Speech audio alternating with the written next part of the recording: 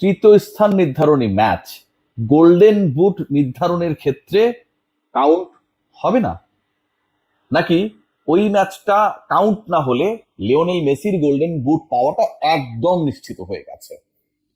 অনেকগুলো পয়েন্ট আলোচনা করব এবং আর্জেন্টিনার শাস্তি নিয়ে যে পয়েন্টটা রয়েছে সেটা definitely very much important point.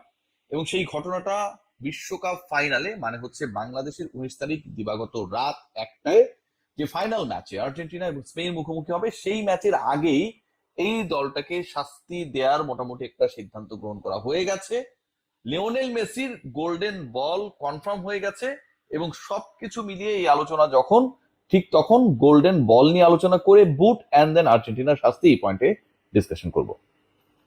এবারের বিশ্বকাপে লিওনেল মেসি যেভাবে খেলেছেন, লিওনেল মেসি যেভাবে শুধু গোল করেননি, করিয়েছেন, এবং যেই ম্যাচেস গুলোতে তিনি গোল করতে পারেন নাই, পার্সোনালি গোল করতে পারেন নাই, গত ম্যাচে তিনি ওভাবে গোল করার সুযোগ আসলে পাননি, তো গোল করতে পারেননি যে ম্যাচেস গুলোতে, সেই ম্যাচেস গুলোতে লিওনেল মেসি যেই ম্যাচে গোল করেছেন তার থেকেও বেশি বিধ্বংসী হয়ে আবির্ভূত হয়েছেন।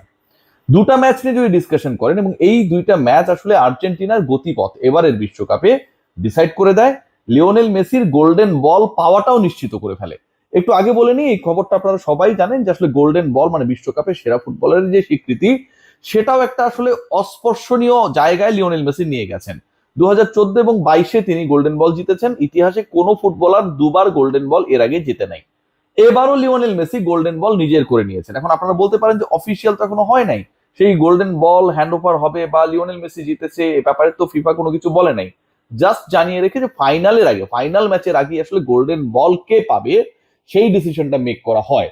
সো ওই যে বললাম যে ইজিপ্ট এন্ড ইংল্যান্ড ম্যাচে Lionel Messi the way he played, এবং এই দুই ম্যাচে লিওনেল মেসি গোল করার থেকেও যেই 3টা অ্যাসিস্ট করেছিলেন এবং যেটার কারণে আসলে আর্জেন্টিনা এত দূর এসেছে, সেটাই ডিসাইড করে ফেলেছে, ডিসাইড করে দিয়েছে যে বিশ্বকাপে লিওনেল মেসি, যিনি এর আগে দুবার গোল্ডেন বল জিতেছেন, বিশ্বকাপের সেরা ফুটবলার হয়েছেন, সেই তিনি তৃতীয়বারের মতো গোল্ডেন বল জিতে ফেলেছেন।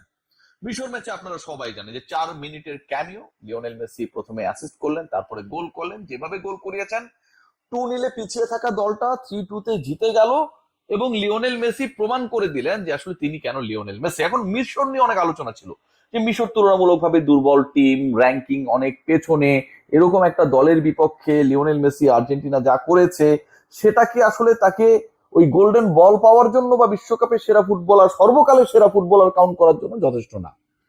সো ওই স্টেজটা আসলে তৈরি ছিল সবশেষ ম্যাচের জন্য, যেখানটায় ইংল্যান্ডের বিপক্ষে লিওনেল মেসি প্রথম ম্যাচ খেলতে নামলেন। তার পুরো 21 বছরের ক্যারিয়ারে Lionel Messi was unable to play a single international match against England. ওই ম্যাচে লিওনেল মেসি কি করে সবার চোখ ছিল সেখানটায়, কারণ আগের ম্যাচে তো কিলিয়ান এমবাপ্পে কোনো কিছু করতে পারেন নাই। এবারের বিশ্বকাপে যদি কম্পিটিশন দেখেন, হেড টু হেড দেখেন, কে এগিয়ে যাবে এই শ্রেষ্ঠত্বের লড়াইয়ে এবারের বিশ্বকাপে, সেখানটায় লিওনেল মেসি আর এমবাপ্পে যেন একদম পিটাপিটি একটা সিচুয়েশনে ছিল। সো এমবাপ্পে আগের ম্যাচে পারে নাই, খোলস বন্দী ছিলেন, পাসেস ক্রিয়েট করতে পারে নাই, গোল করতে পারে নাই। লিওনেল মেসির জন্য ইংলিশরা এরকম কোনো কিছু একটা জমিয়ে রেখেছে, তাদের গণমাধ্যম, তাদের সাবেক ফুটবলাররা এই ব্যাপারটা মোটামুটি নিশ্চিত করে ফেলেছিল ম্যাচের আগে। লিওনেল মেসি ইংল্যান্ডের বিপক্ষে যা করলেন, right footed pass, accuracy, to the পয়েন্টে বল ড্রপ করালেন, গোল করালেন, এবং তার আগে, মানে আমি সেকেন্ড গোলের কথা বলছি, তার আগে যেভাবে তিনি অসাধারণ একটা এনজোকে দিয়ে গোল করালেন এবং পুরো ডস দিয়ে মনে হচ্ছিল তিনি গোল করতে যাচ্ছেন, পিছিয়ে আসলেন এন্ড দেন ক্রস করলেন। এবারের বিশ্বকাপে ওই দুইটা মোমেন্ট মাত্র 7 মিনিটের ব্যবধানে লিওনেল মেসি 85 থেকে 92 মিনিট পর্যন্ত এই ঘটনাটা ঘটালেন, সেটা ডিসাইড করে দিয়েছে রে ভাই যে লিওনেল মেসি তৃতীয়বারের মতো বিশ্বকাপের টুর্নামেন্টের সেরা ফুটবলার হয়ে গেছে, কারণ ভোটিংটা অলরেডি ডান। এখন গোল্ডেন বুট নিয়ে যে আলোচনা, আমি শুরুতেই বলছিলাম যে কিলিয়ান এমবাপ্পে যে থার্ড পজিশনের ম্যাচটা হবে, সেই ম্যাচটা আসলে কাউন্টেবল হবে কিনা, সেখানটায় তো ইংল্যান্ড নামবে এবং ফ্রান্স নামবে।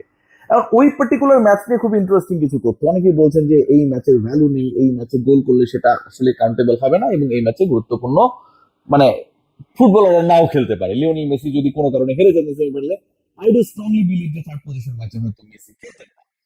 কিলিয়ান এমবাপ্পে অথবা অন্য ফুটবলাররা, হ্যারি কেনরা, বেলিংহামরা, ওসমান ডেম্বেলেরা যেই ম্যাচে নামবে, এবং সেটা just before the final match, একদিন আগে, সেই ম্যাচের পারফরমেন্স গোল্ডেন বুট নির্ধারণে, মানে সেই ম্যাচে যদি কিলিয়ান এমবাপ্পে গোল করেন, এখন কিন্তু এমবাপ্পে পিছিয়ে রয়েছেন, কারণ এমবাপ্পে 8 গোল 3 অ্যাসিস্ট, লিওনেল মেসির 8 গোল 4 অ্যাসিস্ট, টপে রয়েছেন লিওনেল মেসি।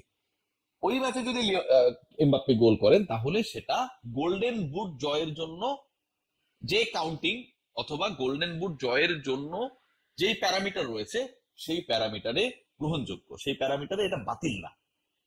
কারণ থার্ড প্লেস নির্ধারণী যে ম্যাচটা হবে সেটা তো বিশ্বকাপেরই ম্যাচ, আপনি একটা ওয়ার্ল্ড কাপেরই ম্যাচ খেলছেন। আপনি গ্রুপ স্টেজের ম্যাচে যেমন পারফরমেন্স করেছেন, গোল করেছেন, অ্যাসিস্ট করেছেন, সেটা কাউন্ট হয়। নকআউট স্টেজের ম্যাচে যেটা করেছেন, থার্ড পজিশনের ম্যাচটাও ঠিক ওই রকম একটা ম্যাচ। হয়তো ওই ম্যাচের হাইপটা কম, কারণ যে দুই দল মুখোমুখি হচ্ছে তারা শেষ পর্যন্ত ফাইনাল খেলতে পারে নাই। সো ওইখানটা একটা বড় চান্সেস রয়েছে কিলিয়ান এমবাপ্পে অন্তত 1-2 গোল দিয়ে লিওনেল মেসিকে চ্যালেঞ্জ জানানোর। এবং লিওনেল মেসি গোল্ডেন বল তো পেয়েই গেছেন, জাস্ট আনুষ্ঠানিক ঘোষণার অপেক্ষা।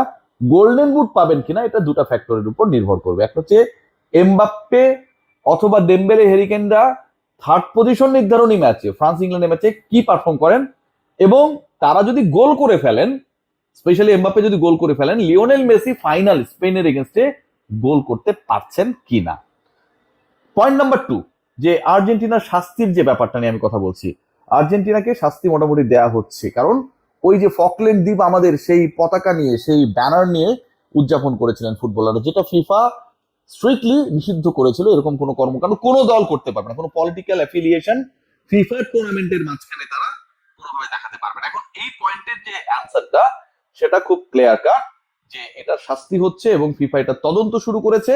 শাস্তি যেটা অ্যাকর্ডিং টু দ্য লস, এখন পর্যন্ত বিভিন্ন গণমাধ্যম মানে ন্যাশনাল ইন্টারন্যাশনাল জানা যাচ্ছে যে $5,000 to $20,000 শাস্তি হতে পারে। মানে সর্বোচ্চ শাস্তিও যদি হয়, এএফএ আর্জেন্টিন ফুটবল অ্যাসোসিয়েশন তাদেরকে মানে অ্যাকর্ডিং টু দা মানে কি বলবো ম্যানুয়াল বা অ্যাকর্ডিং টু দা বাইলস, যে এরকম একটা ঘটনা ঘটলে আসলে কি শাস্তি হতে পারে, বাংলা টাকায় 30 লক্ষ টাকা সর্বোচ্চ শাস্তি হতে পারে। সো এটা নিয়ে টেন্সড হবার অথবা হতাশ হবার আমি কোনো কারণ দেখি না। সো যে স্টোরিটা দাঁড়াচ্ছে সেটা হচ্ছে আলটিমেটলি লিওনেল মেসির গোল্ডেন বল হয়ে গেছে, আর্জেন্টিনার শাস্তি হচ্ছে এটা মোটামুটি নিশ্চিত। গোল্ডেন বুট পাবার যে লড়াইটা সেটা ডিপেন্ড করবে এমবাপ্পে এবং অন্যদের পারফরমেন্স থার্ড পজিশন নির্ধারণী ম্যাচে কি থাকে, এবং তারা ভালো করলে লিওনেল মেসি স্পেনের বিপক্ষে গোল পান কিনা। But I do strongly believe এবারের বিশ্বকাপে গোল্ডেন বল, গোল্ডেন বুট এবং ব্যালন ডিওর, যেটা আসলে বিশ্বকাপের পারফরমেন্সে ভিত্তিতেই বিশ্বকাপের বছরে নির্ধারিত হয়, সেটাও লিওনেল মেসি পেতে যাচ্ছেন। সবাই ভালো থাকবেন।